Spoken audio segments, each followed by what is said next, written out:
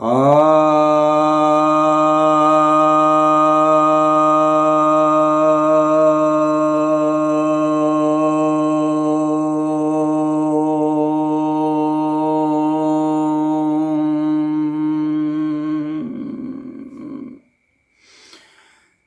भक्तजनों को सप्रेम नमन। भक्तों, आज मैं आपके समक्ष श्रीमद् भगवद गीता के 15वें अध्याय के 16वें श्लोक की व्याख्या करने जा रहा हूँ। यह श्री भगवान वाच है, अर्थात भगवान कहते हैं, और क्या कहते हैं, द्वाइमो पुरुषो लोके क्षरश्चाक्षरेव च क्षरः सर्वाणि भूतानि कुटस्थो अक्षर उच्यते।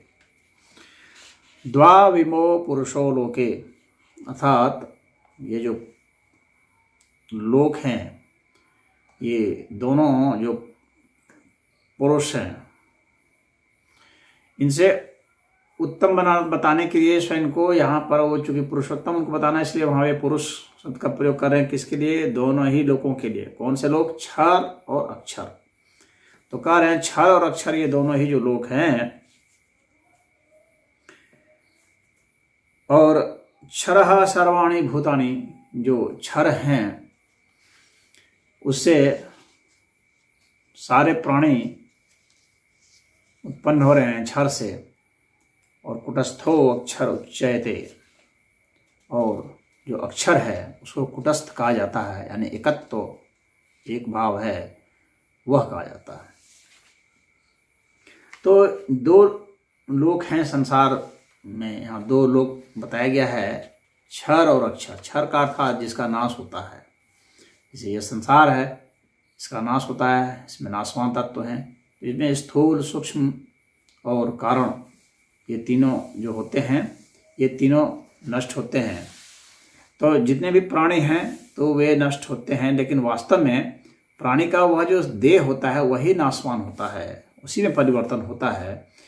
प्राणी अपने आप में स्वयं ही जो वह स्व है, यानी वो जो वास्तव में जो है उसमें कोई परिवर्तन नहीं होता है, कोई विकार नहीं होता है, वह तो अविनाशी है। तो उसका जो देह जो परिवर्तित होता है उसी को भगवान ने यहाँ पर क्षर कहा है।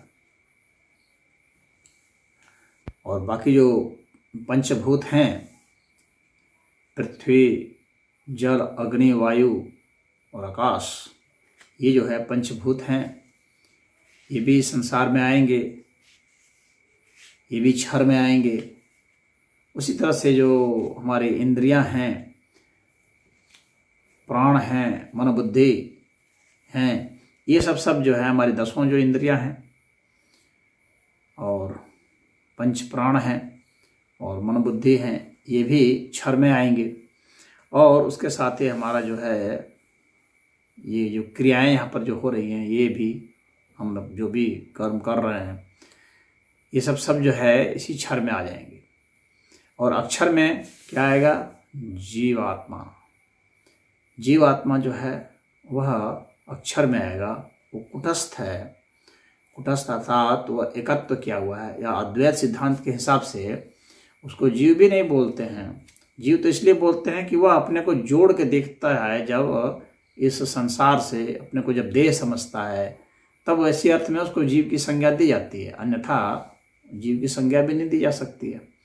तो जो अद्वैत सिद्धांत है वो कहता है कि नहीं, वह जो है वह अपने जो है वह आत्मा, परमात्मा जो है वह स्वरूपतः वह एक ही है, उसके स्वरूप में किसी प्रकार का कोई भेद नहीं, इसीलिए इसको कुटस्थ भी कहा गया है। जैसे कि परमात्मा को कुटस्थ कहा जाता है, उसी तरह से आत्मा को भी कुटस्थ कहा जाता है। तो आत्मा को भी अव्ययी कहा जाता है, परमात्मा को भी अव्ययी कहा जाता है, अर्थात अविनाशी है। तो आत्मा भी अविनाशी है, परमात्मा भी अविनाशी है, तो इन दोनों को ही अविनाशी कहा जाता है और कुटस्थ कहा जाता है। तो इसलिए भगवान ने यहाँ पर कुटस्थ का प्रयोग किया है। तो यह जो क्षर, अक्षर और पुरुषोत्तम ये जो आए हैं, लिंग भेद के हिसाब से अगर बात करें तो ये तीनों जो हैं, यह जो है स्त्रीलिंग, पुल्लिंग और नपुंसक लिंग के अलावा इस लिंग से परे भी है।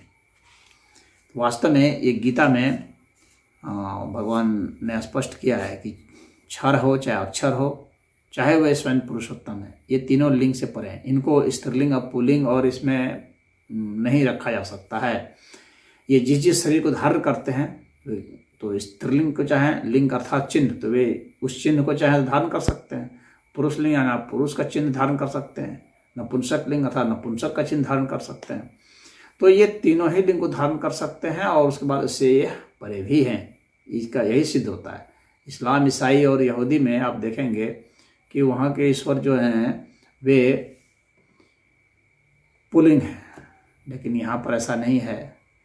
जब परमात्मा अनंत हैं तो वह सिर्फ पुल्लिंग का चिन्ह ही कैसे हो सकते हैं, और निराकार भी हैं तो वहाँ पर फिर लिंग का क्या मतलब होता है। जब आप निराकार कहते हैं तो फिर वहाँ लिंग का कोई मतलब नहीं रह जाता है। तो इस तरह से हम देखते हैं कि यहाँ पर भगवान ने यह बताया है कि ये जो है उससे सारे प्राणी क्षर से निकलते हैं और अक्षर जो है वह कुटस्थ होते हैं।